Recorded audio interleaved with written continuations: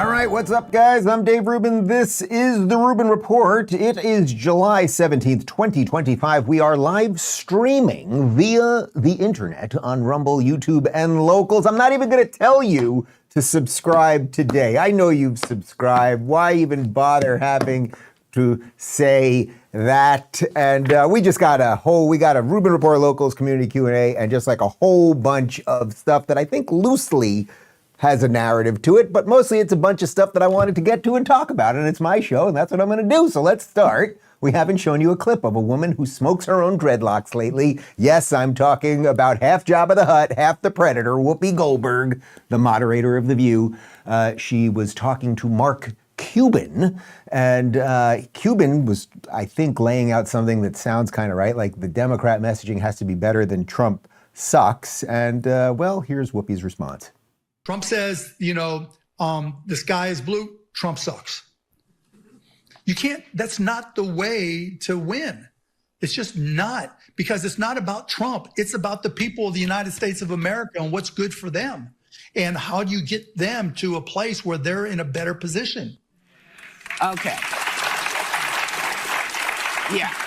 Okay, so let me remind everybody who was out in the front lines marching when we had the giant marches that went on. Nope. It was the people. Mm-hmm. The people went out. They were not navel gazing. It was older people who were saying, why are you touching my Social Security? Mm-hmm. It was not people whining. It was about people saying, why are you taking these rights from my child when my child was born here? This has not been about Democrats laying back. This has been about y'all. And when you say Democrats, he's talking to us saying our messaging is bad. And I'm saying, no, our messaging has not been bad because people have been out. She's starting to scare me. It's like something has shifted with her where she's actually starting to scare me now. First off, let me just address Mark Cuban for a minute, because Mark Cuban, he's sort of, I would say, a not totally insane leftist. That's that always like ever decreasing sliver of people that are kind of liberals, but they still don't know that they really should just be alongside with the conservatives fighting for freedom and America and G.I. Joe and all that stuff. But he also has a degree of Trump derangement syndrome because he was wildly against Trump. He was for Kamala. He was constantly fighting with Trump surrogates during the election and everything else. And what I would say to Mark Cuban first, and then we'll get to Whoopi, is Mark, first off, I'd love to have you on the show. We have communicated a little bit in the past, but Trump's doing a lot of the stuff that you want done. You're a tech guy, you're a business guy, you're an entrepreneur. He's bringing businesses back here. He's incredibly bullish on AI and crypto and things that you care about, which we'll get to later in the show. He's getting fairer trade deals. I think, Mark, that you're probably okay with America having a border and some of the other stuff. So you're right that they need a better policy than just Trump derangement syndrome, but that's that mirror thing that I'm always talking about. But let's put that aside for a second. The Whoopi thing, I mean, she's just so confused and angry and everything else. First off, nobody touched old people's Social Security. Social Security was cut for illegals and people that don't want to work but who are able to work. And then all we asked was, could you check in twice a year if you're getting government benefits? So she completely made that up. Then she said that children's rights are being taken away. I have no idea what she's talking about. And then just this general thing with them that it's not about the policies, that somehow it's about the messaging, if they could just clean up the messaging. And no, people don't like your racist policies. They don't like your hatred of America. They don't like that you sit at a table with a bunch of women, I'm mostly looking at you, Sunny Hassan, but we'll get to you, Anna Navarro, in just a second, who constantly call this place horrible and judge everybody by the color of their skin, not the content of their character. But now Anna Navarro, who, I keep saying that CNN is like the receptacle now. It's the garbage receptacle for everyone that gets fired from other networks or kicked out of government or publicly shamed. If you masturbate on a Zoom camera, you get fired by CNN and then brought back in. That's Tubin. If you get kicked out of Congress, embarrassed, like who's the fat guy in Westchester, Jamal Bowman, then you get a gig at CNN and MSNBC. If you're Joy Reid, you get booted from MSNBC. You're on CNN. It's just bizarro land over there on these panel shows, except for, obviously, with a few exceptions. But here is Anna Navarro, who works at The View, but they somehow bring her over there to sit at these panels.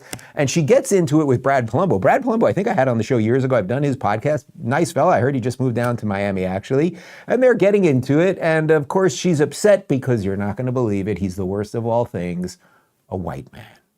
Also, I want to respond to you saying that I was hyperbolic when I talked about a reign of terror. Because that is hyperbolic. No, it might be hyperbolic for you as a white man. Oh, okay. It's certainly So not hyperbolic for me as a racist. Latino. No, I'm not being racist. It's incredible to dismiss my opinion for being a white man. No, I'm not is dismissing racist. your opinion. I am Yes, telling you you are. that what the Latino community, the brown of them community disagree with you. in You do not America. speak in one voice Okay, for well, them. let me speak with my voice. I mean, you said I was being hyperbolic. you Let me insulted me respond. racially, sure. I'm not. You being a white man as an insult? When you invoke it to dismiss my Being a opinion, white man yes. as an insult? When you invoke it, Are you? as Do you an think? argument. Do you think Latinos are living under circumstances that other people may not be right now in this country? We're about to have a whole conversation about that very thing.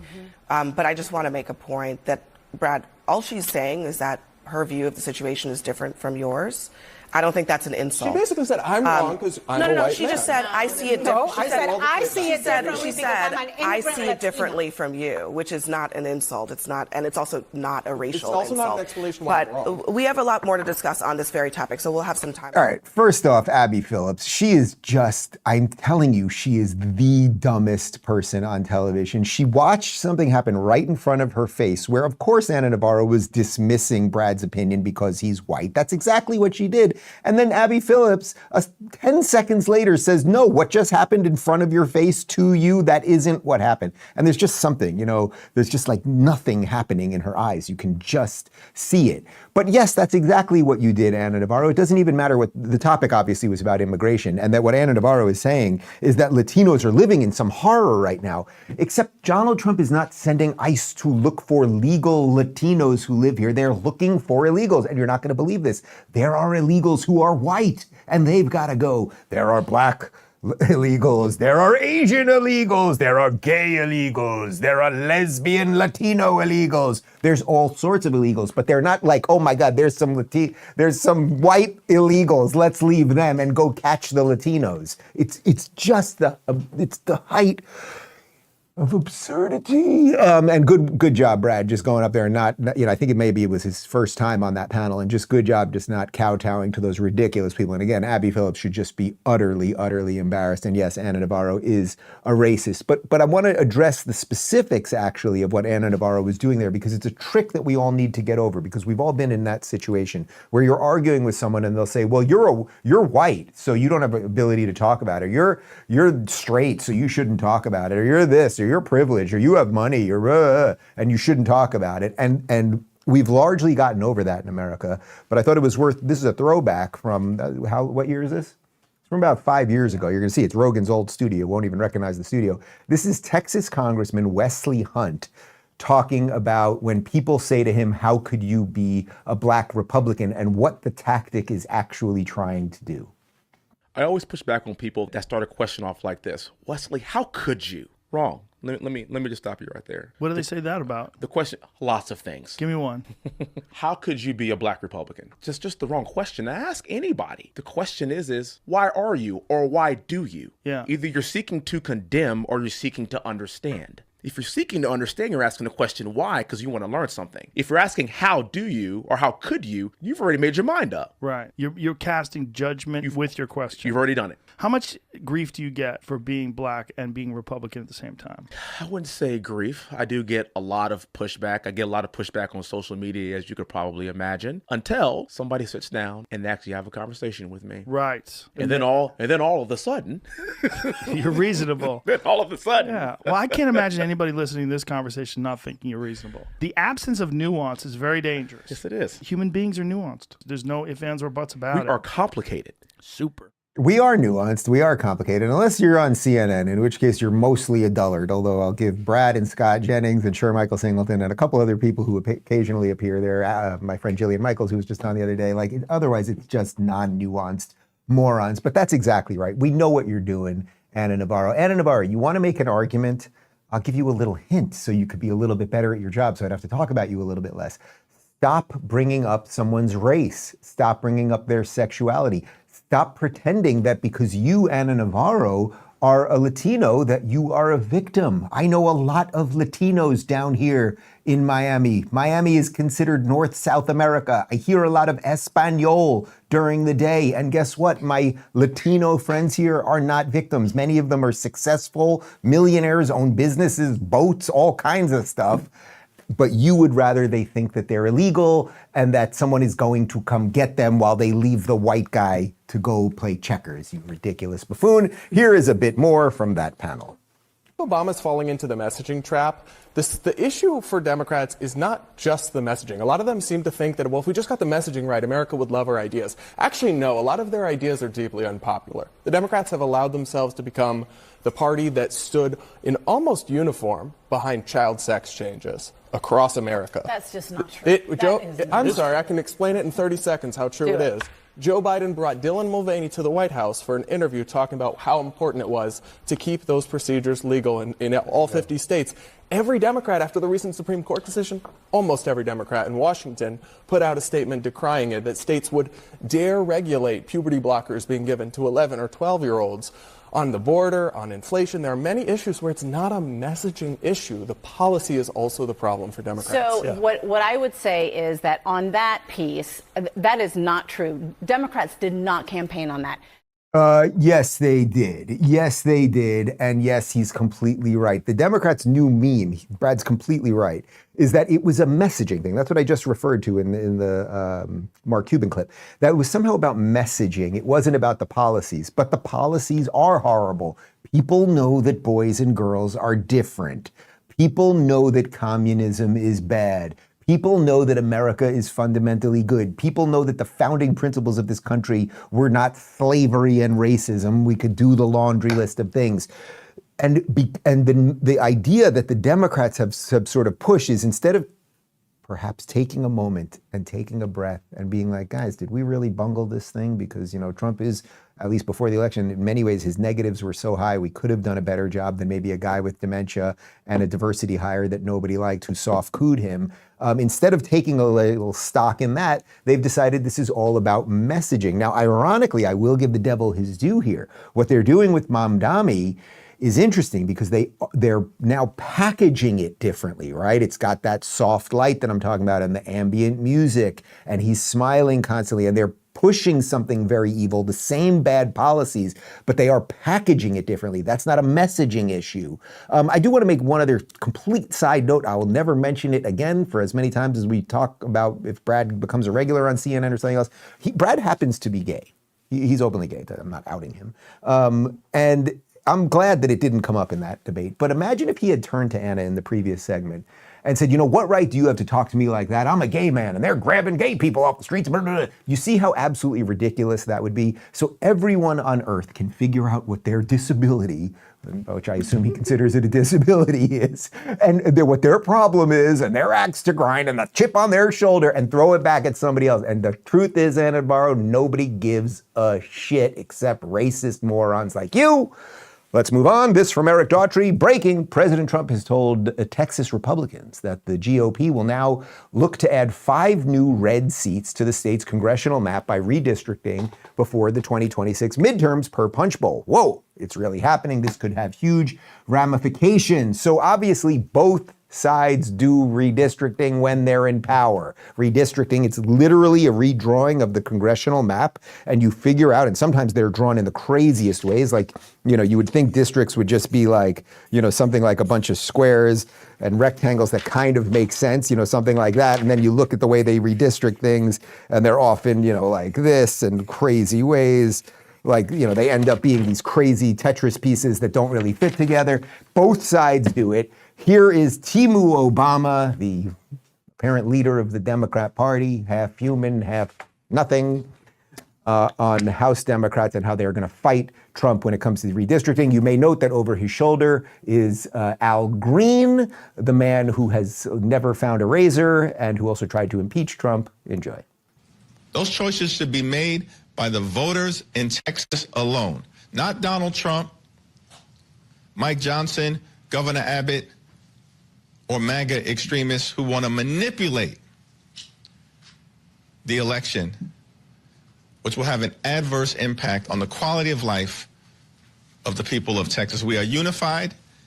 I'm thankful for the leadership of the members of the Texas delegation who are fighting on behalf of their constituents and every single resident in the great state of Texas. All of us should be focused on rescue, relief, and rebuilding, not egregious redistricting of the Texas congressional map as part of an effort to undermine free and fair elections in Texas and in the United States of America.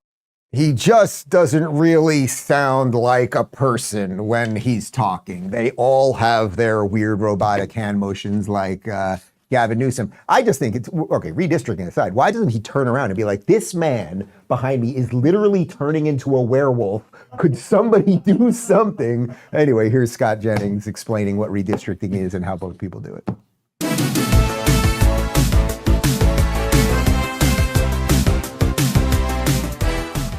So what does it signify that Republicans ahead of the midterms believe that it's going to be so necessary to get an upper hand that they have to actually redraw an entire state's congressional maps in order to get 5 whole seats out of it?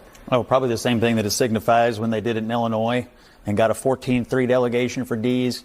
Maryland 7-1, Massachusetts 9-0. We know what happened here in New York, California. Even though they have a commission, we all know what goes on there. In a mid-cycle specifically, are all of those cases in mid-cycles? All of these cases are where Democrats use the power they have to give them an advantage. But just to be clear, because I didn't do the research that you did in the break here, is it that they're changing it after the actual census process, where you're supposed to create you're supposed to go through the congressional redistricting process? Does it matter?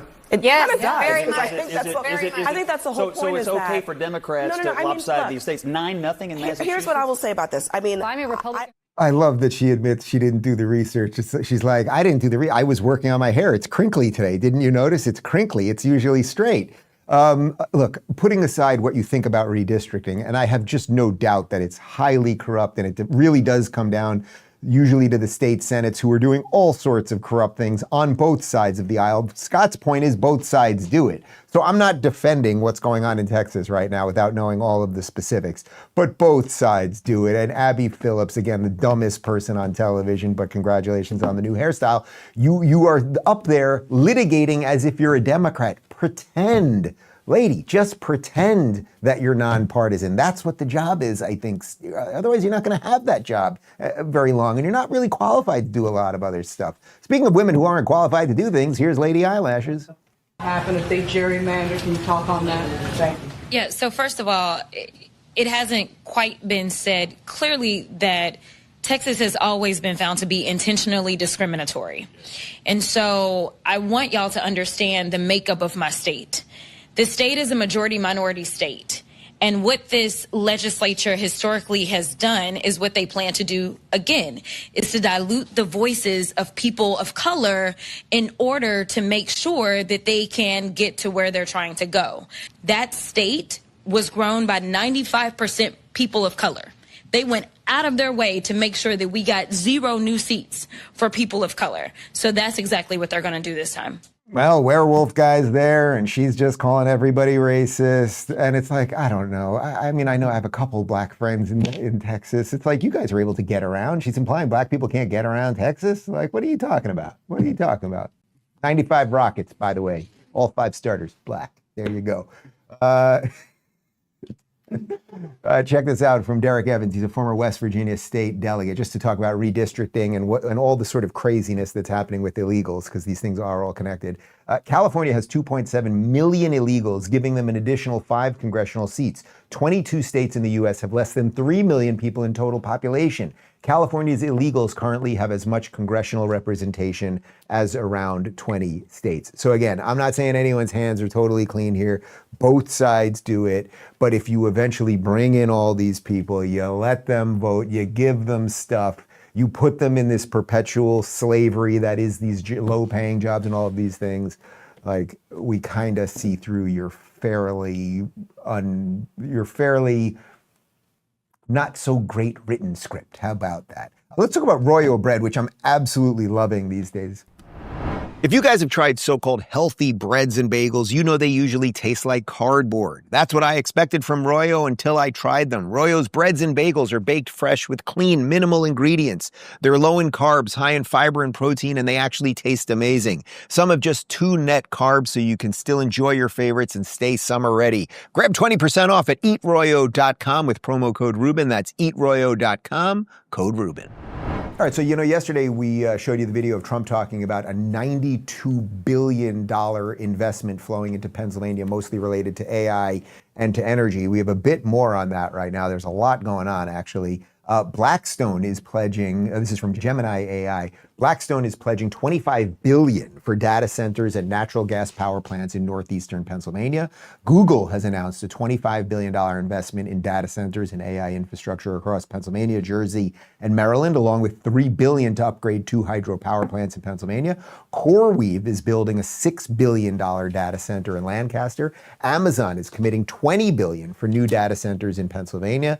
Pennsylvania Data Center Partners and Powerhouse Data Centers are planning a $15 billion data center hub near Carlisle. Anthropic is investing $1 million in cybersecurity education and $1 million to Carnegie Mellon University for energy research. And Meta is investing $2.5 million with CMU to support rural startups and small businesses. So good things are happening in Pennsylvania, which, by the way, has a Democrat governor, and that John Fetterman, the one same Democrat, he is a senator there. But Trump is doing an awful lot that's helping the people of Pennsylvania. And here is Howard Lutnick on why they're focusing on Pennsylvania at the moment. So the key that we all know to the AI revolution is power, right? Power has to drive the energy, right? These chips, which you all think are little chips, these are giant chips, right? And a new Nvidia Blackwell is the size, the smallest you can buy is the size of a refrigerator, okay? And these suck energy like they're going out of style. So what has to happen is you've got to have the gas, right? For now, you need the natural gas or coal infrastructure in order to provide these giant AI data centers the power that they need. And it's the combination of technology, investment, and power accessibility that makes a location key and successful. And Pennsylvania, as you all know, has that power.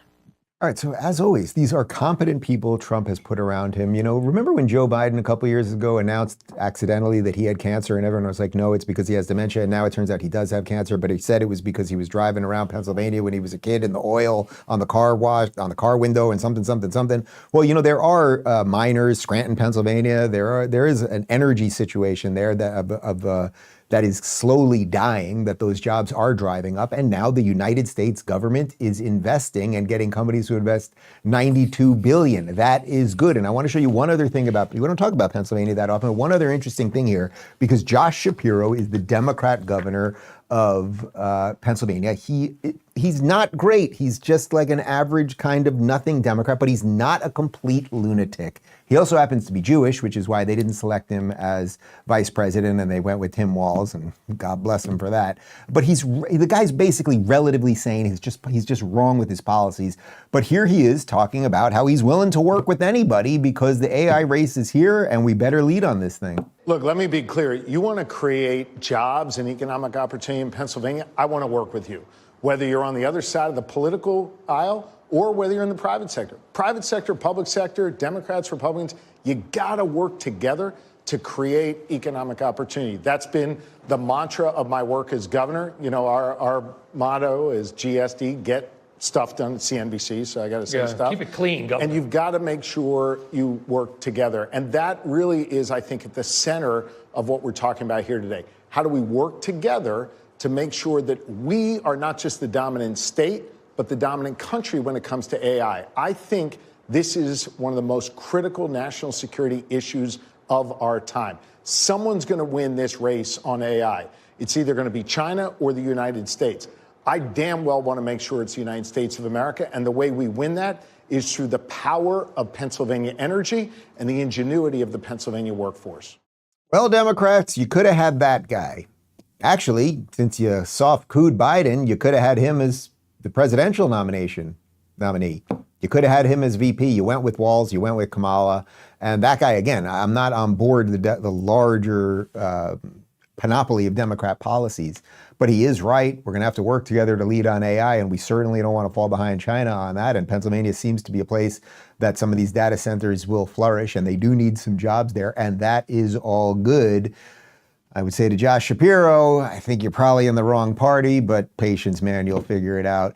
Here's some other good things that are going on via the Trump administration. We are working on bringing pharmaceutical manufacturing back to the USA, and some stuff with Indonesia, which would probably be pretty good. They're a small country, but they're pretty good. We made a deal with Indonesia. I spoke to their really great president, very popular, very strong, smart. And we made the deal. We have full access to Indonesia, everything. As you know, Indonesia is very strong on copper, but we have full access to everything. We will pay no tariffs. So they are giving us access into Indonesia, which we never had. That's probably the biggest part of the deal. And the other part is they are going to pay 19%, and we are going to pay nothing. And you have to understand, we had no access into any of these countries. Our people couldn't go in. And now we're getting access because of what we're doing with the tariffs. Pharmaceuticals will be tariffed probably at the end of the month. And we're going to start off with a low tariff and give the pharmaceutical companies a year or so to build. And then we're going to make it a very high tariff because we got to move them in. Look, there's two ways you do it. You make money or you have them move here so they don't have to pay the tariff. Those are the two ways. The pharmaceutical companies are moving back to America where they should be. Okay, so look, what did I say from the beginning with the tariff stuff? In principle, I don't love tariffs, but I do like using them as leverage, which obviously that's what Trump was doing. And what was the whole point? The line that I quoted David Sachs a million times on? We have to see where they land. Well, now we're starting to see. We've already gained $108 billion in tariffs. Now we'll have access to the Indonesian market and copper and some of the other stuff that Trump is talking about. And then certainly on the pharmaceutical side of this thing, I don't know if any of you remember COVID. It was a little mild cough that a few people had a few years ago, and then you had to lock your children in the basement, basically. But it would be nice if we were able to produce more of these things so that we're not dependent on, say, China for pharmaceuticals or when we need masks or other bizarre things. So that would be nice too. And I thought this was a nice story. This is video of Home Depot co-founder Ken Langone, and he has completely flipped on tariffs now. He was against tariffs, but he suddenly, as a businessman, seeing the lay of the land, realizing what's going on here, he realizes that what Trump did actually made sense. Initially, my concern was, I don't like tariffs. That's what I mean. I like free trade. Right. However, I think, damn it, give Trump credit. His instincts are good. Look, let me tell you right now, I am sold on Trump. In fact, I'll say this. I think he's got a good shot at going down in history as one of our best presidents ever. That is a real turnaround because you didn't want to vote for him. I tell you the reason. I want to tell you, I'm a believer. What I'm seeing happening is absolutely nothing short of a great thing. Yeah, you know what? Sometimes if your brain is working, if you got a couple neurons going on in there, you realize, boy, I was against this guy, or I had this principle in theory. I had this principle in theory that I'm a free trade guy and I don't like tariffs. But then I saw how actually what this guy was doing was using them as leverage so that actually we would get more free trade instead of being screwed on every bit of free trade. Hot damn. Sometimes there's a little bit of a show involved with international trade deals. I can't believe it. Guys, let's talk about TWC Parasite Cleanse, and then we'll get to a couple of RubinReport.locals.com community questions.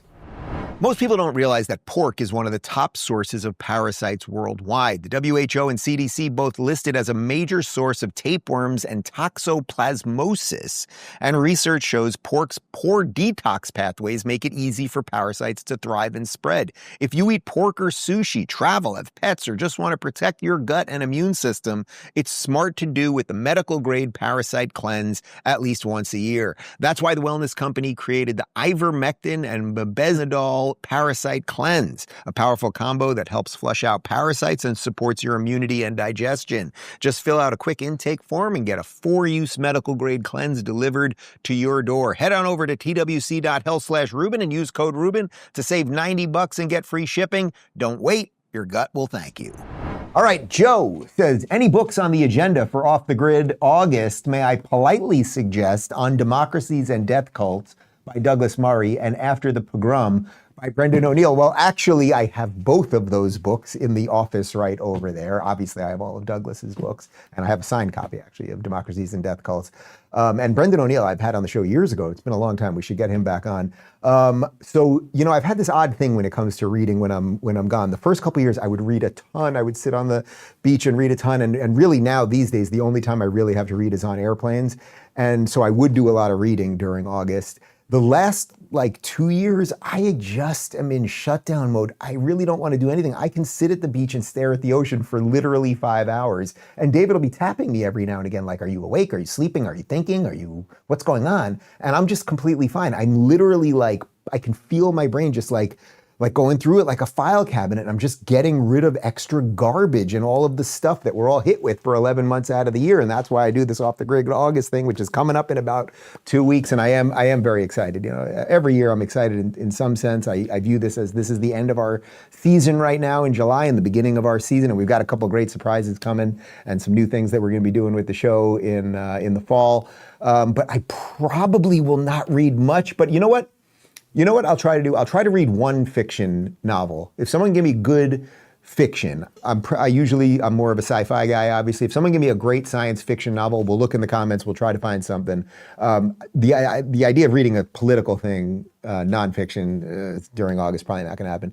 Talway, but I appreciate the suggestions. Talway says, what are your thoughts on the Democrat Party spending $20 million to try to reach out to young men, and what do you think it will take for them to be successful? Well, it's sort of a theme of what the earlier portion of the show was about messaging versus policies. I mean, they can dump all the money they want into messaging things differently. And by the way, I'm giving credit to Mom Donnie and the way that they are doing the soft lighting and the lo-fi music, and that they are slick as fuck, and it's grotesque if you really understand what they're doing. But I'll give credit where credit is due. He smiles all the time and it confuses people. Like, how can you be so evil and smile? Even though Ronald Reagan famously said, when socialism comes, it'll come with a smile. But I think basically $20 million you want to bring young men back? How about let them be men? How about stop emasculating them? How about stop pushing them to cut their genitals off? How about stop telling them that they're bad because of the color of their skin? I mean, all of this stuff. You want that, make it, create something functional so there's a reason to vote for a Democrat. Otherwise, get the government out of our way, and Trump's doing a much better job of that. And there is some sort of alpha beta version happening with the Republican and Democrat Party, and kind of is what it is. Minnie, sorry, I'm going a little fast here, guys. We're crunched today because there's so much going on before Off the Grid August. Minnie says, why are Democrats saying that they are agreeing with the MAGA base on Epstein? So this is one of the crazy things. I referenced it earlier in the week. Look, just like you guys, I don't know what the truth of this entire thing is. I want everything released that can be released as long as the innocent are protected, right? Every person of power, whether it was a former president or an actor or whatever, you did some shit with kids, like that should be released. And as long as there's evidence of it, not hearsay and conjecture and all that. What the hell did Pam Bondi mean by the files? All of that, I think some of that will leak out. But there is this tension right now between Trump and the base. But your point is the one that I made a few days ago, which is it is very strange to me that there's an awful lot of Democrats, including Timu Obama and many others, suddenly saying we should release these files. That's what the MAGA base wants. And I think that's what Trump is responding to when he's hitting back so hard, because Trump has been through this with Russia. He's been through the Hunter Biden laptop. He's been through all the hoaxes. And do you think the Democrats are suddenly as if they were we had the House and the Senate and the presidency, and we didn't want to release them. Now they want to release them while the Trump base wants to release them. It's not cynical to think that they are up to no good. I think I said it on the show yesterday, but this is a very Admiral Akbar, it's a trap moment. So let's put it this way. I would hope that Trump and Bongino and Cash and Bonzi are competent and honest and decent and will do the right thing. Lois says, what would you like to see happen after it's been revealed that Biden's pardons were done by AutoPen under the direction of an assistant? Do you want Trump to go full scorched earth on those guys, Fauci, Mark Milley, et cetera? Well, look, we know it. We now know it. I don't think there's any doubt that the auto pen, whether we find out that Biden was sleeping while the auto pens were being signed, or whether what did they tell him, Mr. President, we're going to sign all these things by auto pen, as if he was paying attention. Like, who the hell knows what is what as it pertains to all that? What do I want Trump to do?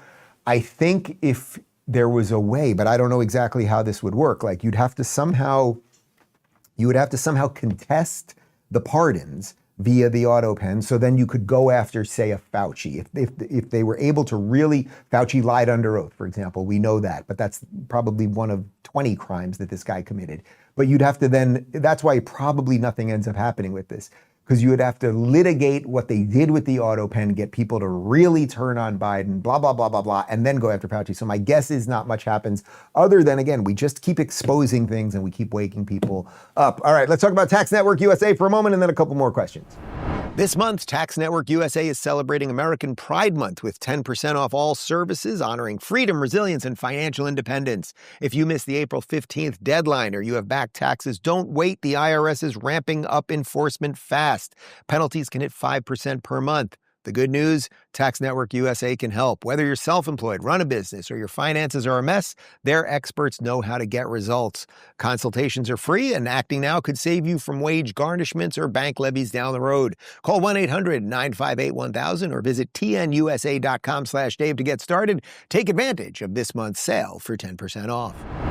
Bambi says, Dave, what's your favorite ice cream flavor? That's my kind of question. We're always talking about politics around here. I love the cookies and cream. Wherever Dave goes, if he's going to have ice cream, and it's pretty rare these days, I'm not having much sugar, but I'll have a little bit in August, cookies and cream. Not cookies and or cream, cookies and cream. It's just the Oreo, basically, with the vanilla ice cream. Pretty good. Crush it up. You're going to get a bigger chunk in there every now and again. Very nice. Cam, final question, says, any good recipes for copal? I missed the live stream earlier this week. Yes, I'll give you two. I'll give you two very simple ones. First off, grab me a bottle. Someone, grab me a bottle right over there. Very excited about our new bottles that just came in. So I talked to you guys about how every bottle of copal, you grab me both bottles. I'll illustrate something right in front of the camera. Good move. It's fast. That's why I pay this guy. So every single bottle of copal is an individual piece of artwork. As you can see, these are different. The artwork on each bottle is different. Sometimes it's subtle differences, sometimes it's very different, but you can see they're subtly different, each one. So some of them have much more blue. Some of the lines go differently this way or that way or the other thing. You can see that, right? People can see that they're different there, yeah. But I will give you, and the tequila is just spectacular, the liquid as we call it in the biz. It's a great, beautiful, exquisite reposado, and there's no burn, and it's light and refreshing and all that stuff. So look, I like it just on the rocks, that's it. I like one big rock, very happy. You can drink it just neat with nothing if that's the way you want to do it. But I'll give you two quick recipes. One, it's the simplest thing possible, and I'm telling you, it's phenomenal. Take a wedge of watermelon. You don't even have to squeeze it. Just stick it in there with the ice. Let that thing soak. You're gonna get that beautiful aroma of the tequila and the watermelon. Absolutely beautiful. You can put a little lime juice in there if you want like the tiniest squeeze. That would be great. And another one, tequila mojito. I think I made it up. I'm the first person ever in the history of the world to do it. I want you to muddle some lime. I want you to muddle some mint. Get it together nice and easy. Ice, tequila, club soda, swirl it, drink it. That's it. Gotta go. Goodbye. Governor, what kind of gun is it? This is the Beretta A400. I bought it when I was shooting a lot of trap because it has a kind of their patented thing, a kickoff. So when you get old, it doesn't hurt your shoulder as much.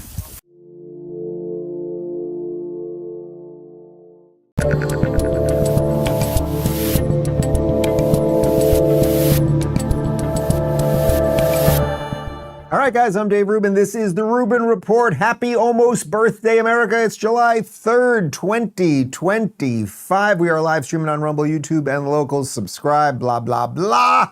And yes, America was established 249 years ago tomorrow. So ladles and jelly spoons, if you want to get this shirt or this hat or this hat or this hat or a whole bunch of other fun stuff, you can go to daverubin.store. Maybe this tumbler. We don't have these things for sale. I think I got these at Crate and Barrel or somewhere like that. And, you can get a local flag too on your own, however you get your small flags. Thank you for tuning in. We will not be live tomorrow. However, we will have a quick July 4th video because I think it is worth celebrating this great freaking country. And today we've got a regular show for you, plus a rubinreport.locals.com community Q&A, and then we are all off to celebrate America, do things with fireworks, and other such things. I think we all have our own plans, and we'll all convene here again on Monday. Okay, let's dive in. Actor Jason Bateman, and I was a little 50-50 on whether we were going to start with this clip because I kind of like Jason Bateman. Everyone kind of likes Jason Bateman. Nobody doesn't like Jason Bateman, right? Pretty good actor. He's been in a lot of great stuff over the last couple of years. What the hell was the show that I liked on Netflix? Secession? No, Ozark. Thank you. He was in Ozark. Like the guy's, there's something about the guy. He seems like a good guy. He's like everyman kind of. He went on Nicole Wallace from MSNBC, who I'm pretty sure is snorting Ozempic. Apparently she's got a podcast too because there's more podcasts than people.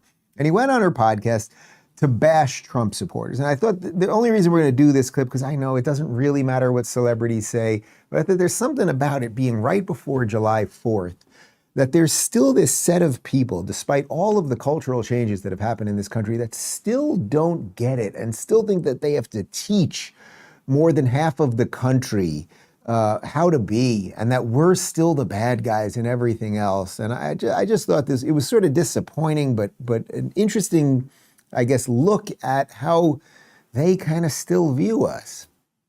At what point, if ever, do you think the story would change from reporting on the outrageousness of Trump and his actions, his decisions, his words, and instead move to the people that have voted for him twice? And I know that goes back to the whole story of deplorables, and like as soon as that happened, everyone just backed off and don't ever talk bad about, America and the 80 million. But he's never changed. He's always been the same. He didn't do a 180 and dupe everybody when he got to the White House. It's the people that have put him there and then put him there again that really deserve a great deal of responsibility and a talking to. I'm sorry. And I say that with love. They are our neighbors, as I said before, and I know that they are, deservedly aggrieved and whatnot, but there's another way to do it. There's somebody else in the Republican Party that can look after your issues. If it makes you sick to vote for a Democrat, great, vote for a Republican. Tons of my friends are Republican. Like, I have no issues with Republicans. It's this extra step that I think is so unnecessary to follow blindly. So you can see why I wanted to show it to you, because there's still this confusion with a certain set of people. Like, I have no problem if you vote for Republicans, but just not that guy. Just not the guy that can actually win. Just not the guy that can actually change things. Just not the guy who's going against the entire system and proving that it's not infallible. Can't you just, if you voted for Mitt Romney, that would be better, or John McCain, that would be better, or just some mealy-mouthed nothing Republican that will end up as a co-host on MSNBC, that would be fine.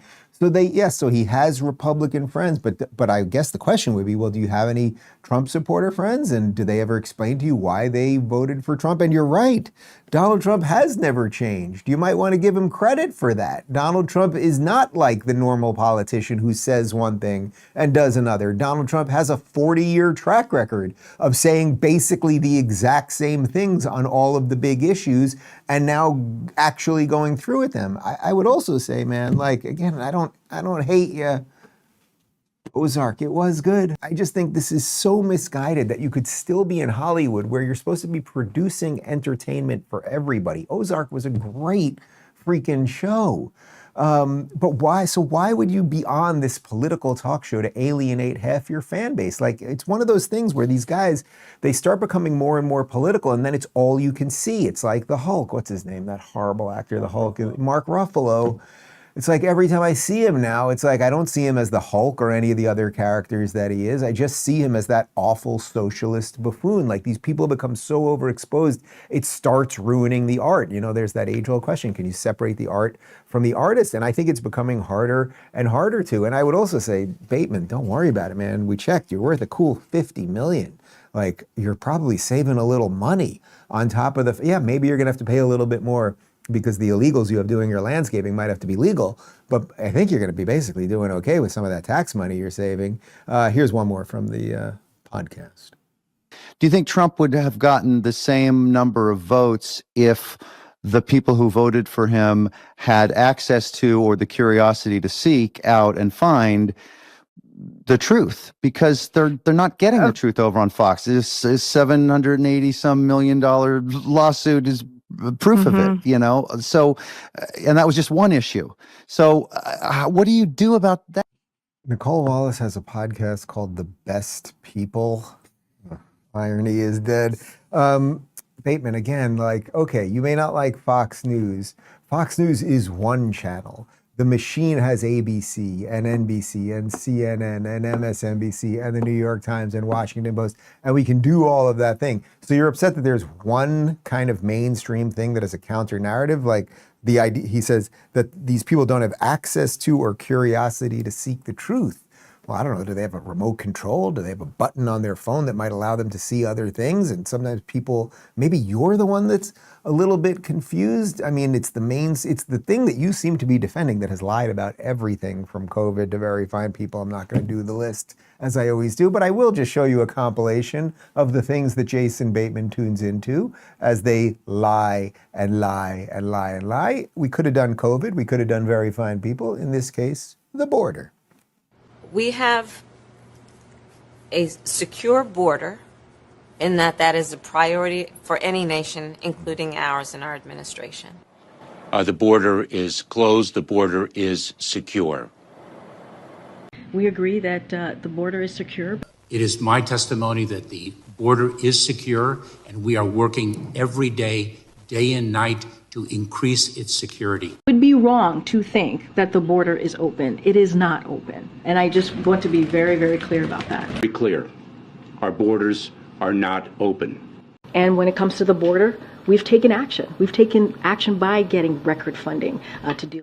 So those are your guys, man. Like, those are the Democrats who then use the news organizations that you seem to like more than Fox News to launder those lies.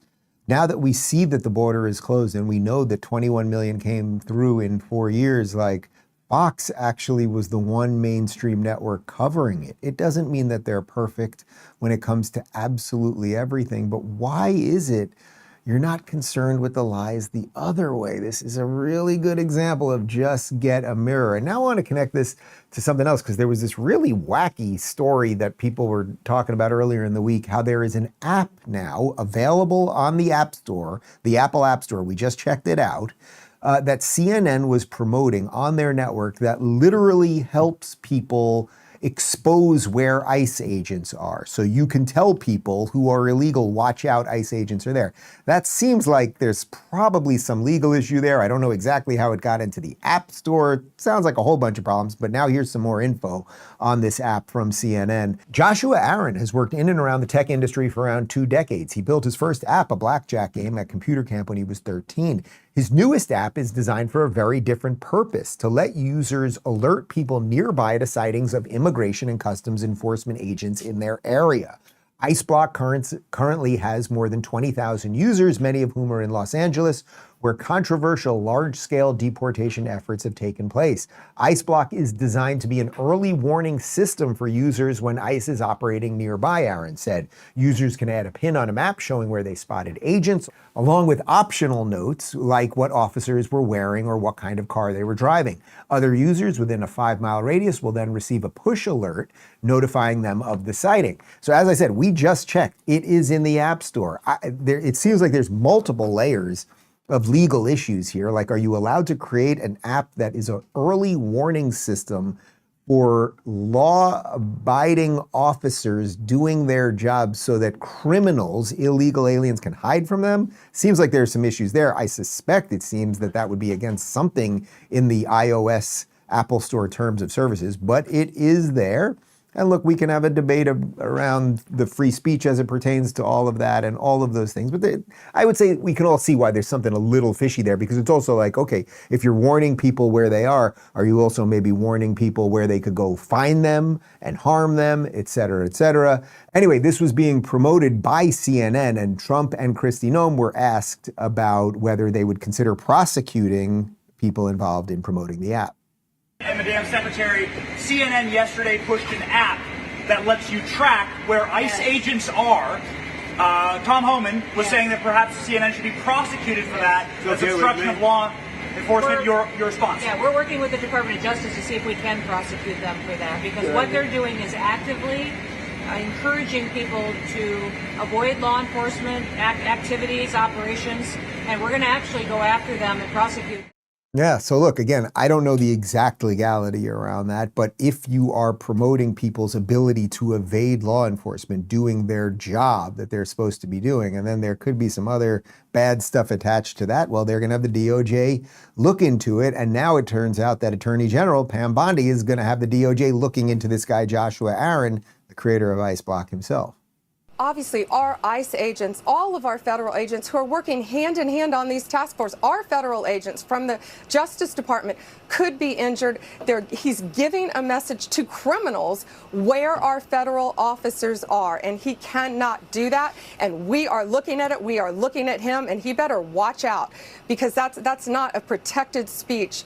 That is threatening the lives of our law enforcement officers throughout this country. And shame on CNN. I just saw that for the first time when you showed it, that they're promoting that app. That's shame on them for doing that. That could hurt our law enforcement officers who are out there protecting them, protecting all of us every single day.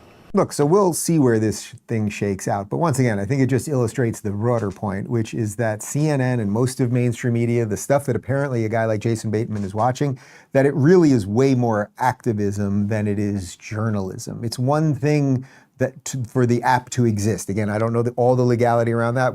I leave that to the DOJ and Pam Bondi, and okay, they can all fight that out. But for CNN to be promoting it to its audience, look, this new app, so a random new app came out. Okay, we have to promote it to our audience, and the reason they're promoting it, obviously, is it falls in line with their political views. If we flipped the script on this and there was something that the Trump people were doing to evade law enforcement, do you think CNN would be giving it glowing coverage? Like, as they say in the old country, come on. Here's some video from Fox describing what the level of violence that ICE officers are now dealing with and the way it has jumped. It's an important one, Will. A scary jump in the number of attacks on ICE agents, as they, of course, have been ramping up enforcement efforts under President Trump. DHS telling Fox today that assaults are up nearly 700%. There were 10 assaults from January through June last year. This year, 79 assaults. And to think some Democrats are throwing a fit over agents using face coverings as they arrest criminal illegal immigrants. Some say immigrants, I say aliens. Go figure. You see how a Fox News guy's even nervous to say illegal aliens. It's okay. They're illegal aliens. I don't care what you call them. They're illegal. Put whatever word you want to after that. But again, the point is, why do these guys want their faces covered? Why do they maybe not want apps to be out there to track their movements? Because there's a whole bunch of bad people that now are the foot soldiers of the Democrat Party that can be activated. When these it's interesting, the protests. We have protests for weeks every day, then they stop for a while, then they start up for a while, then they stop. It's all coordinated. So would you want, if you were an ICE agent, would you want an app out there that would allow them to track you? Oh, and that you should be forced to take your mask off when then they can figure out where you live? Obviously not. Meanwhile, what is ICE up to? Well, they're arresting cannibals who occasionally are eating themselves. And because those liberals, and I'm calling out you, CNN, I'm calling you out because you lie every single day about what these operations are. We are going after murderers and rapists and traffickers and drug dealers and getting them off the streets and getting them out of this country because Joe Biden let the worst of the worst come in here. The other day I was talking to some marshals that have been partnering with ICE. They said that they had detained a cannibal and put him on a plane to take him home. And while they had him in his seat, he started to eat himself. And they had to get him off and get him medical attention. These are the kind of deranged individuals that are on our streets in America that we're trying to target and get out of our country because they are so deranged they don't belong here. And they shouldn't be walking the streets with our children. And they shouldn't be living. All right, look, who am I to judge if you're just a run-of-the-mill cannibal? Okay, you eat a person every now and again. But if you are such a high-level cannibal that you're literally like, what time is it? Ooh, that wrist does look good. And then, like, that is commitment. That is, how did Trump even sit there without laughing through that or throwing in one of his comments or saying, but cannibals eating themselves on the plane, could we cut ICE a little slack here? By the way, you know, if you're eating a human, do you know what you're supposed to have with the human?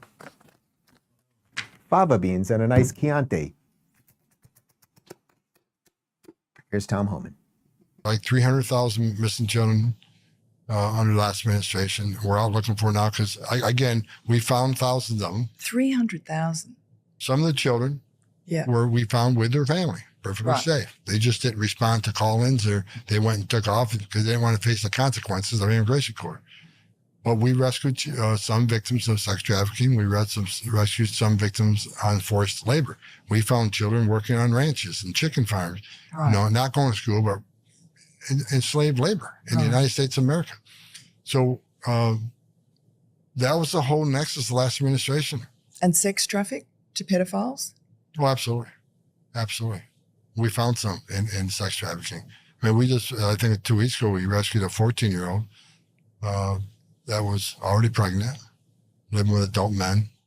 I mean, try to think of the level of stuff that we're finding out now. And it's sort of like what I always say with the algorithms. It's not the stuff I know they're doing. It's the stuff we don't know. Like a 14-year-old who is pregnant, living with a bunch of men, like obviously sex trafficking across the board, indentured servitude, kids working on farms, all these things. Why do the Democrats never care about any of these things? Why is it only, again, Jason Bateman, I would pose this question to you. Why is it you're never concerned about those things? Or the people that allow those things to happen, the people who open up the border to allow those things to happen. You're only upset, and broadly I mean this, the Jason Batemans of the world, you're only upset when we suddenly set up tents with alligators around them to get these people out. Then suddenly everything's bad, right? Like, just try a little harder. I think we can get you there, Bateman. I really do. One guy that we may not get there is, and we haven't talked about him in a while, is Alejandro Mayorkas.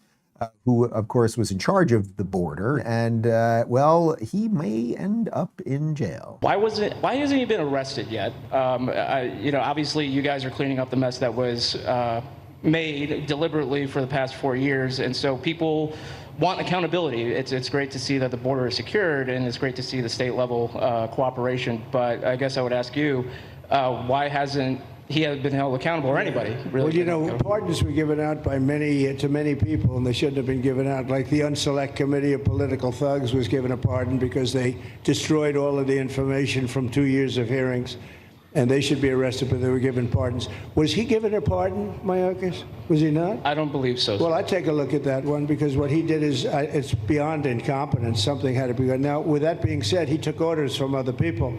And he was really doing the orders, and you could say he was very loyal to them because it must have been very hard for him to stand up and sit up and, you know, talk about what he allowed to happen to this country and be serious about it. So he was given orders. If he wasn't given a pardon, I could see looking at that. In fact, why don't you take a look at it, Kristen? All right, so that's first off, that's just a great answer by Trump because first off, he asked about the pardons, right? Because you can't prosecute somebody that was given a pardon. And we know the Biden administration, as most outgoing administrations do, they pardon all sorts of people and it's all sorts of political favors and everything else. Biden's happen to all be done by auto pen except Hunter Biden, which sort of makes you think, I don't know, a little conspiracy around that. He had to do one himself because maybe they are going to break the story on the auto pen. But okay, if there was no pardon as it pertains to Mayorkas, which I do think is right, you know, it's interesting that Trump said, well, he was taking orders from people because that is right. Does it all end up on the foot at the desk, basically, of Alejandro Mayorkas? Like, he was horrible at his job. It all happened under his watch. We played a million clips over the last couple of years of all the times he went on the show saying it's not happening, or maybe it is happening a little, or we're working on it, and blah, blah, blah, blah, blah. But he was taking orders. Now, the thing is that taking orders is not an excuse, because that was the excuse that the Nazis used. Do you know that during the Nuremberg trials, all of the Nazi officers and officials and lieutenants and everybody, well, they always said, I was just taking orders. And at some point, that does not count as an answer. So look, I don't know that anyone ends up in jail for all these things. It's sort of like Fauci. Like there are people that have done terrible, terrible things that intentionally abused power or were horrifically negligent or some combination thereof. My guess is Mayorkas doesn't end up in jail, but he should be embarrassed to show himself in public going forward. One guy who shouldn't be embarrassed to show himself going forward is Stephen Miller, who's just doing a bang-up job, I would say, explaining things on a legal front for the Trump administration.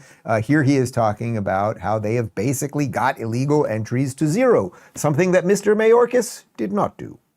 When President Trump came into office on January 20th, the United States had endured the largest wave of illegal immigration in human history. Not just American history, human history.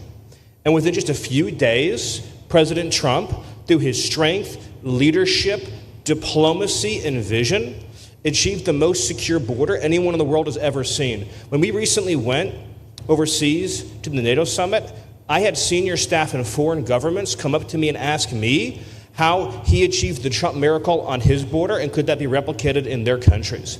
For individuals who don't work in this space, to have 0 successful illegal entries in an entire month should be an impossible achievement. There's a 2,000-mile border with one of the poorest countries in the world, and you have open travel from 150 countries into Central America and South America. There are 2 billion people in the world that would economically benefit from illegally coming to the United States.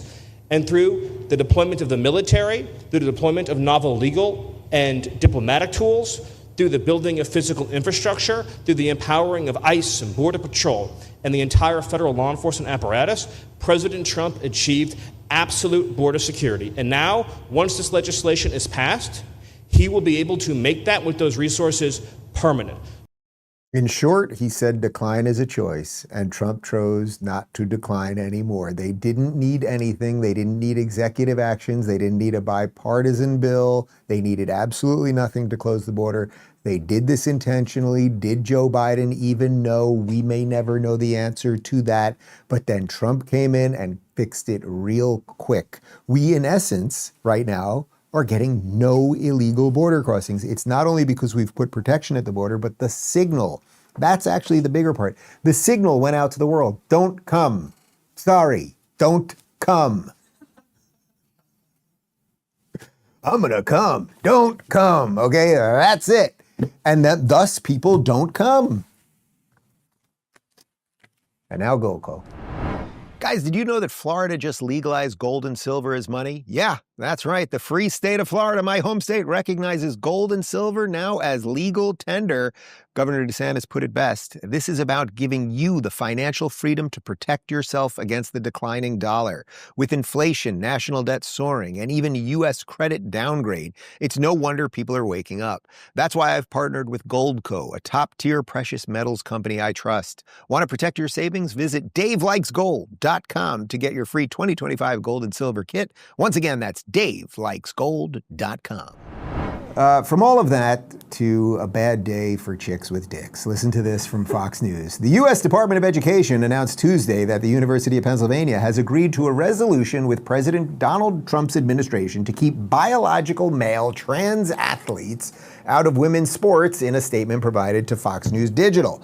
The department previously launched an investigation into UPenn on February 6th for Title IX violations that occurred in the swimming program. Trans athlete Leah Thomas competed for the women's team in the 21-22 season after previously competing for the men's team. Per the DOE's announcement, under UPenn's new agreement, the following actions will be taken. UPenn will restore to female athletes all individual UPenn Division I swimming records, titles, or similar recognitions which were misappropriated by male athletes allowed to compete in female categories. UPenn will issue a public statement to the university community stating that it will comply with Title IX, specifying that UPenn will not allow males to compete in female athletic programs or occupy Penn Athletics female intimate facilities. The statement will specify that UPenn will adopt biology-based definitions for the words male and female pursuant to Title IX and consistent with President Trump's executive orders defending women from gender ideology extremism and keeping men's keeping men out of women's sports. UPenn will post the statement in a prominent location on its main website and on each of its websites for women's athletics. UPenn will rescind any guidance which violated Title IX, remove or revise any internal and public-facing statements or documents that are inconsistent with Title IX, and notify all staff and women's athletics of all such rescissions. And UPenn will send a personalized letter of apology to each impacted female swimmer. UPenn also released a statement acknowledging the agreement and suggested changes to its swimming records will be made. Okay, so look, this is obvious. It is good, it is just, it is right. If you are for women, you should not want men competing with them. No one cares what you do as an adult, if you want to dress a certain way or do whatever the high hell you want to do with your body, but it shouldn't come at the cost of young women athletes. Title IX was put in so that women would have access to sports so that they could compete in their own facilities and in a way that was equitable to them, so they weren't getting crushed by guys. And then this guy, Leah Thomas, comes in, and Leah Thomas, we still believe, I don't know this for a fact, but several people, this is what it says online, he still has a wang. So he has a wang, which, as you know, it's the Connor theory, he was using as a propeller to speed past these chicks.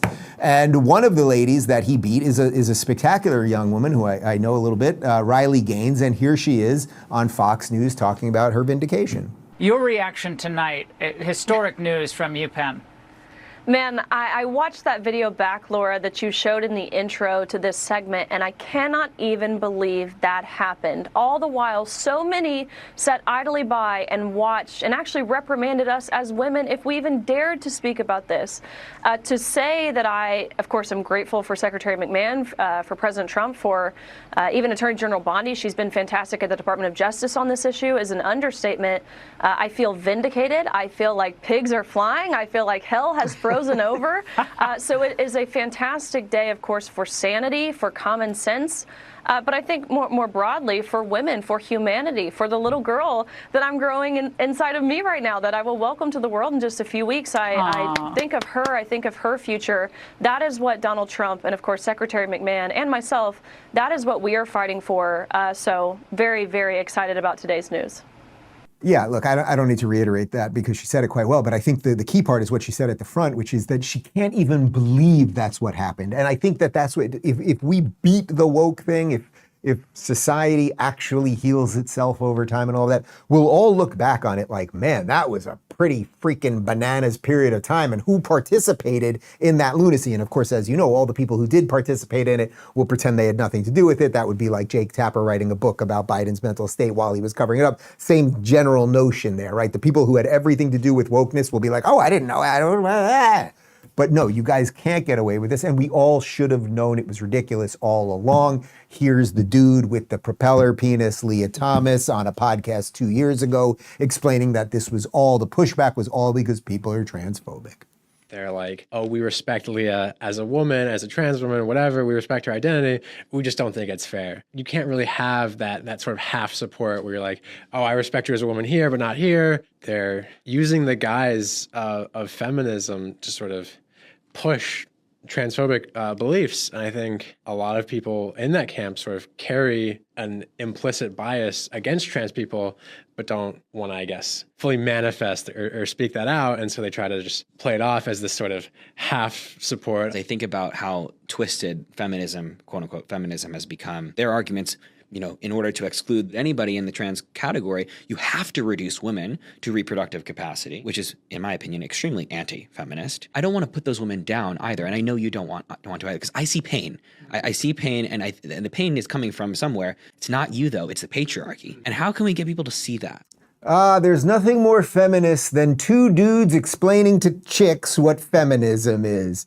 I don't even consider myself a feminist, but I'm for women having equal rights and not having the shit kicked out of them. Where's my award? The other guy's name is Schuler Baylor. Who cares? Why'd you give me that information? I don't care. He's not going anywhere. Or is he a chick? He's probably a chick too? Who knows? Doesn't matter. Anyway, just to show you how off the rails this whole thing went. And again, the world is healing. That's the point of all this, is that nature is healing right now. Here is former Congresswoman and Senate candidate Vicky Hartzler's ad from 2022 about Leah Thomas, because somehow this got to the point that Congress people had to comment on genitals in female sports. Meet William Thomas, ranked number 462 in men's swimming. Meet Leah Thomas, ranked number 1 in women's swimming. Only one problem. It's the same person. Some people are afraid to talk about it. Not me. I'm Vicki Hartzler. I ran and coached girls track, and I won't look away while woke liberals destroy women's sports. Women's sports are for women, not men pretending to be women. Now, incredibly, she did not win. Vicki did not win, so she is not the congresswoman. And putting that aside for a moment, it goes back to what I was just saying. Like, we will look back on things like that. We're going to show our kids are going to see that on YouTube of the future in the metaverse. They're going to see some ad the way we see. I like all those throwback things from like the 80s. I see like cartoons and commercials from when I was a kid. Kids are going to see that. They're going to be like, Mommy, Daddy, is that true? Or Mommy, Robot, or whatever, you know. Anyway, check this out from Maysmore on Twitter. In 2022, former Congresswoman and Senate candidate Vicki Hartzler ran this ad and then posted women's sports are for women, not for men to pretending to be women. She was then immediately suspended from Twitter for hateful conduct. Thankfully, we are moving past that insanity. You know what? I don't know where she is these days, but you put her on the list of people that I want to buy dinner. But the good news is not just happening at University of Pennsylvania. Listen to this from Eric Daughtry. Huge news. Stanford Medicine has now terminated its transgender surgeries for children following pressure from President Trump's administration. They are the second major California provider making this move. The children are being saved. Wins like this are monumental. So again, my position, whatever the high hell you want to do as an adult, if you treat me with respect, I might even use the gender pronouns you prefer. Like, I can work all that through in an adult conversation and everything else. But I will not lie about biology, and I certainly will not pretend that just because a 5-year-old who's been brainwashed thinks they are something, and then you allow, as Jordan Peterson calls them, these butchers to come in and basically ruin these young people's lives. And now we know there's this huge detransition movement. And again, this is the earth healing. Let's talk about 1775 coffee for a moment, and then a Rubin Report.locals.com community Q&A. What if your coffee didn't just wake you up, but actually made you feel sharp, focused, and ready for the day? This is what sets 1775's Peaberry coffee apart. These rare beans, grown high in the Bolivian mountains, are hand-picked at peak ripeness. They deliver smooth, concentrated flavor with no acidity, no jitters, and no crash. Try it now. Go to 1775coffee.com/Rubin and use code Rubin for 15% off. It's coffee that earns its place in your morning. B.B. Gillison says, why is no one talking about the Republican candidate for New York City Mayor, Curtis Sliwa? So, you know, Curtis Sliwa, for those of you that are from New York of a certain age, wise old age of 49 like I am, you may remember Curtis Sliwa. Curtis Sliwa was part of the Guardian Angels, and we used to see him on WPIX Channel 11 all the time. And basically, we did a little checking on it. I wanted to get it right. The Guardian Angels started. It was a volunteer organization. They wore their kind of bright red jackets. It started in around 1979, and they would go on the subway, and they would just make sure that things were safe. When New York City was bad, this was pre-Giuliani, they were vital in keeping the streets and the subways safe for other people. Curtis Sliwa has been on the radio for years there in New York, and he's like a true New Yorker. You listen to the guy talk, he sounds like a New Yorker. I think the reason people aren't talking about him that much, and I think we're going to get him on the show. He just followed me on Twitter, so I'm going to send him a message. The reason people aren't talking that much is because it is very, very difficult, if not impossible at this point, for a Republican to win. So the question is, if Mondami is bad, let's say all of you watching this agree that he's basically bad, but the Democrats have the base of the city. Well, then if Eric Adams is against him, and now Sliwa's there too, Eric Adams is going to run as an independent, Sliwa's there too, and maybe there'll be a couple other little names that get involved. You gotta basically bring all those people together to stop Mondami. So the question is, how much attention? I think a lot of people in the media are sort of bouncing around this notion, like, what do you do with a guy like Sliwa? Decent, you know, he's a good guy by all estimation. He cares about New York City, probably right on most of the issues.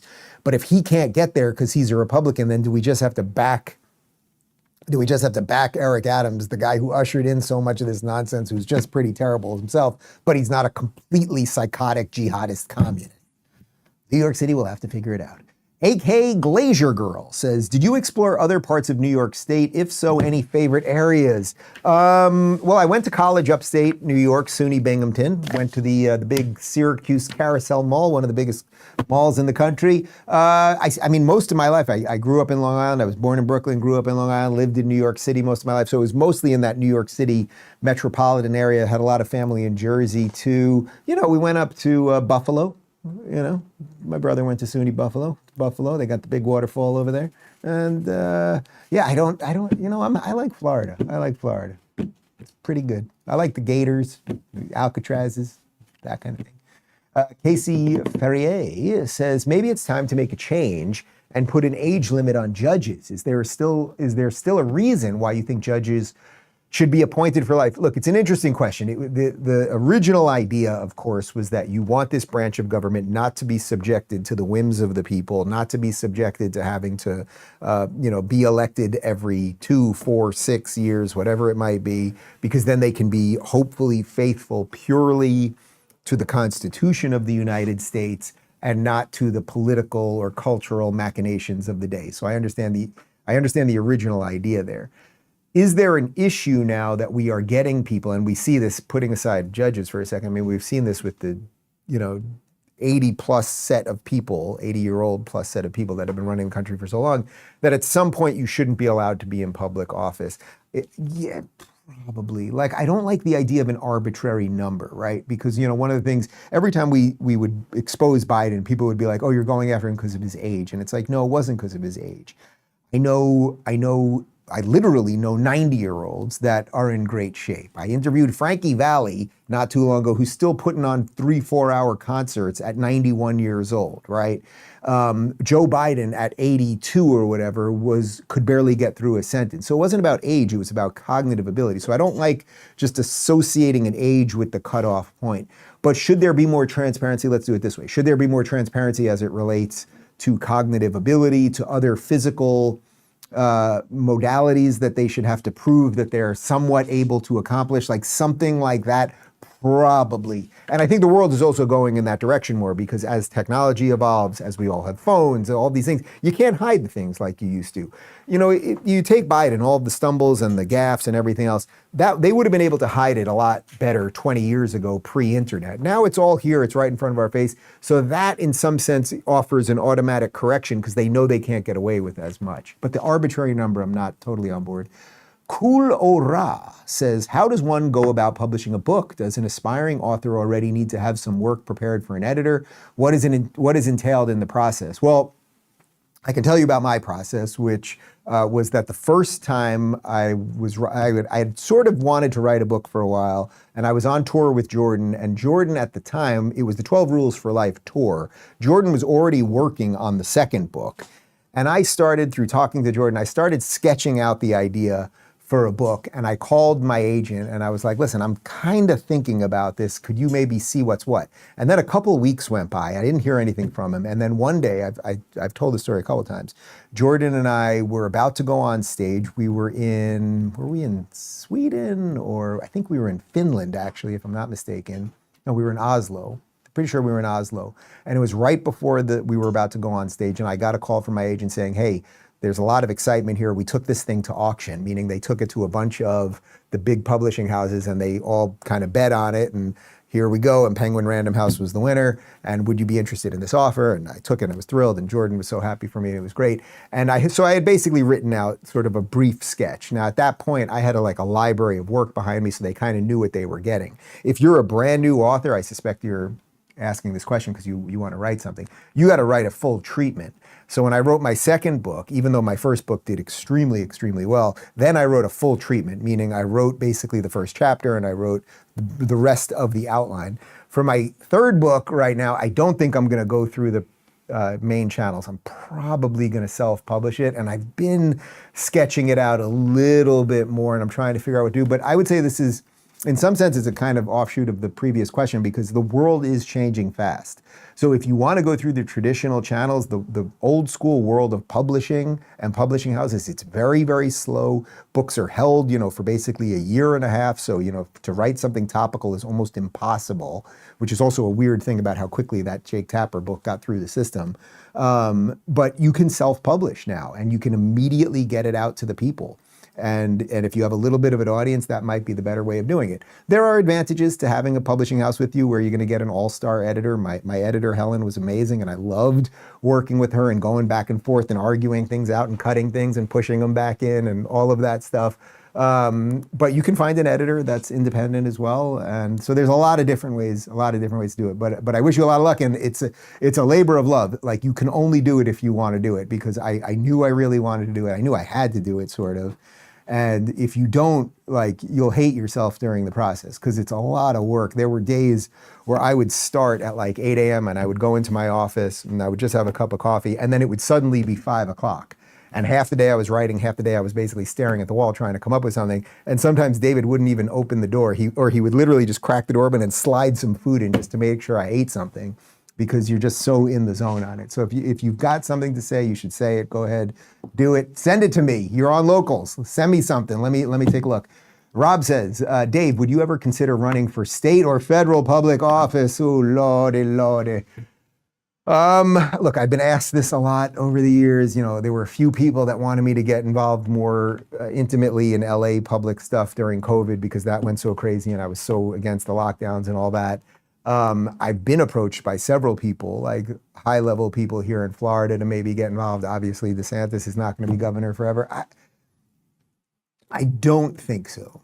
I love what I'm doing, number one. That's number one. Number two, I think I'm affecting things, actually. Not only do I enjoy what I'm doing, but I think I'm affecting things and helping, hopefully, people see through some of the BS and get involved in their own way.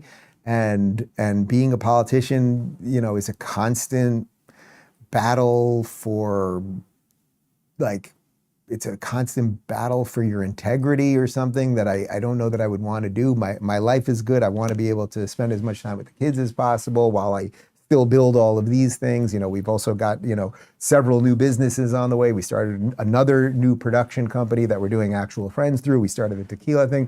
So I'm just doing a lot of things, but to affect politics, I think I can affect it more from this side. But I would also say never. You never know.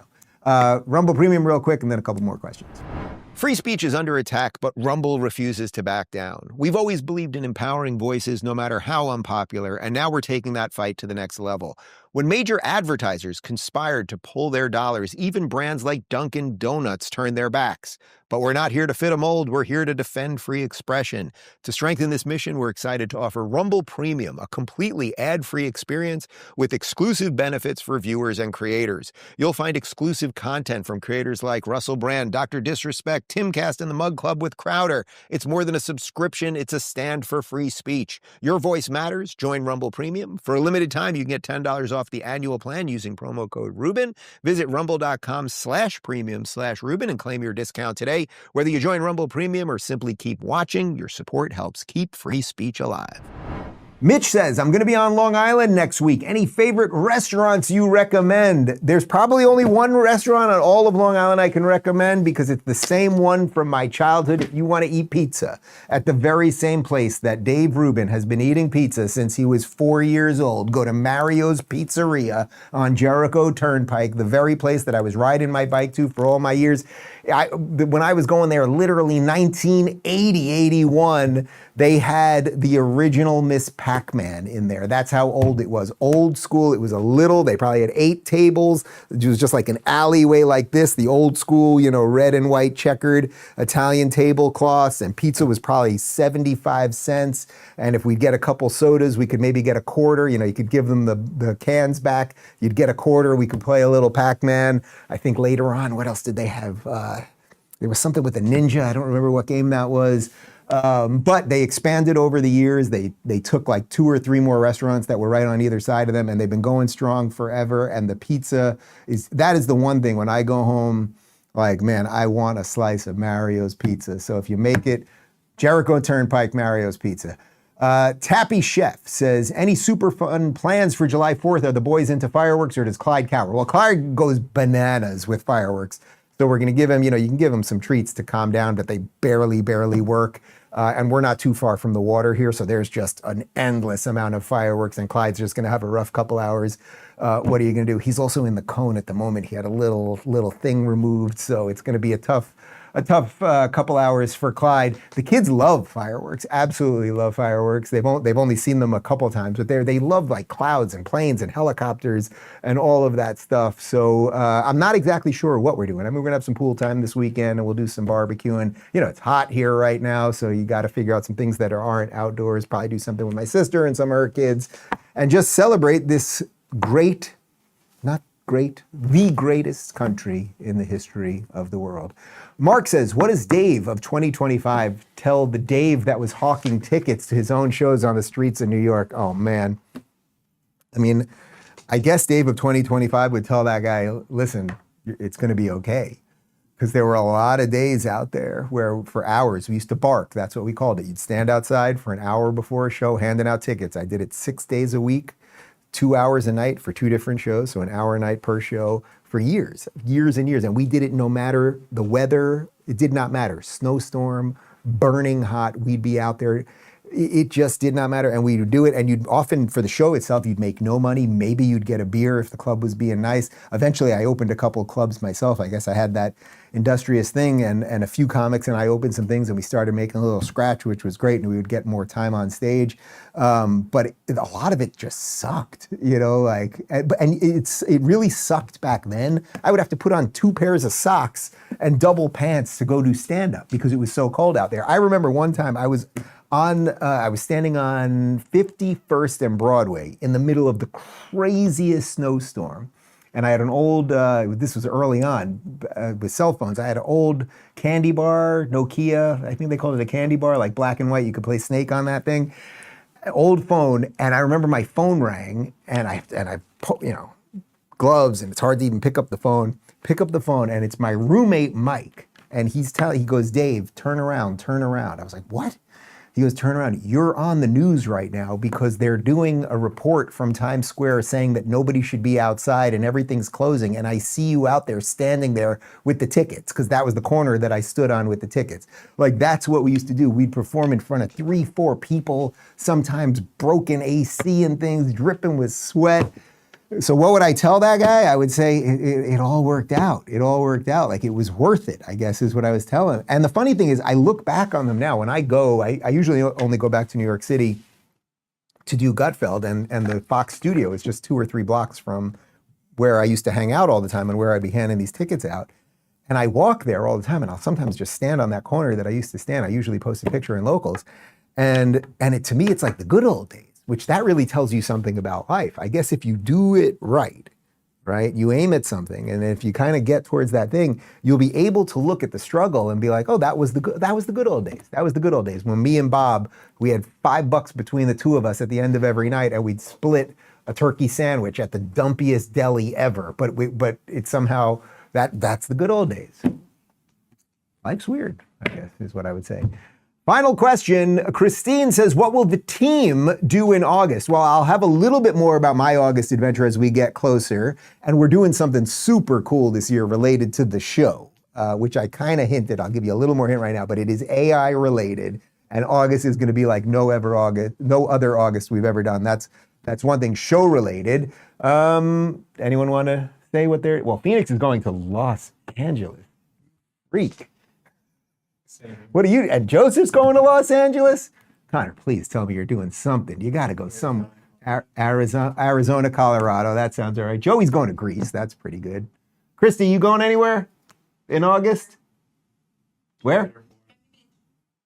She's going to Miami Beach. I give you all a month. A month, people. Go do something, for God's sakes. Thank you for watching, everybody. Have an absolutely wonderful July 4th. Happy birthday, America. And we're going to put up a quick little July 4th video for you tomorrow. No big show, and we'll be back on Monday. Ciao.